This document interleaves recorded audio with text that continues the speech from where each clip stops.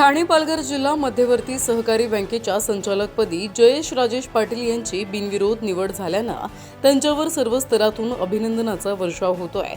सहकार क्षेत्रात महत्त्वाचं स्थान असलेल्या ठाणे पालघर जिल्हा मध्यवर्ती सहकारी बँकेच्या संचालकपदी जयेश पाटील यांची निवड झाल्यानं युवा नेतृत्वाला संधी मिळाल्याची भावना व्यक्त होतीये।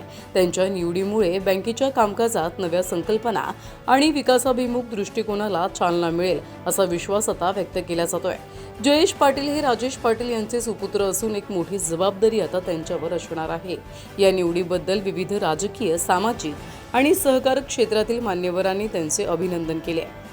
मुरबाड विधानसभा मतदारसंघाचे आमदार किसन कथोरे यांनीही जयेश पाटील यांना शुभेच्छा देत त्यांच्या भावी वाटचालीसाठी शुभेच्छा व्यक्त केल्यात।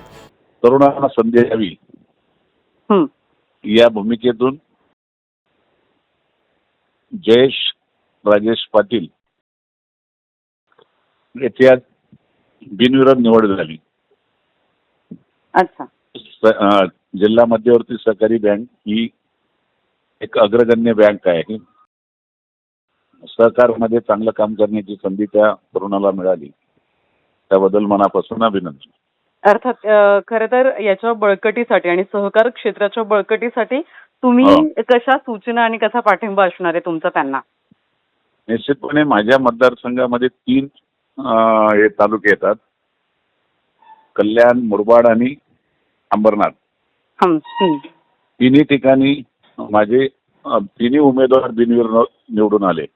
त्यांचं तिघांचं, कल्याण मधून अरुण पाटील, त्याच्यानंतर मुरबाड मधून सौरभ सुभाष पवार हा तरुण, अशी एक चांगली टीम या मतदारसंघामध्ये सहकार क्षेत्रामध्ये उतरली आणि बिनविरोध तिघांच्याही निवड झाल्या, त्याबद्दल तिघांचंही मनापासून अभिनंदन। जयेश पाटील यांच्या बिनविरोध निवडीमुळे परिसरात आनंदाचं वातावरण असून सहकार क्षेत्राच्या बळकटीसाठी ते प्रभावीपणे कार्य करतील अशी अपेक्षा आता व्यक्त केली जाते।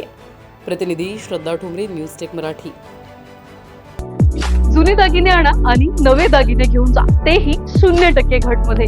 त्यात नवे दागिने मिळणार फक्त 6% मेकिंग चार्जेसवर। कुठे? फक्त PM गोल्ड मध्ये। विश्वास, शुद्धता आणि आकर्षक डिझाईन्स सर्व काही एकाच ठिकाणी। PM गोल्ड मध्ये सोनं, चांदी आणि रिअल डायमंडही मिळणार, तेही हॉलमार्क मध्ये।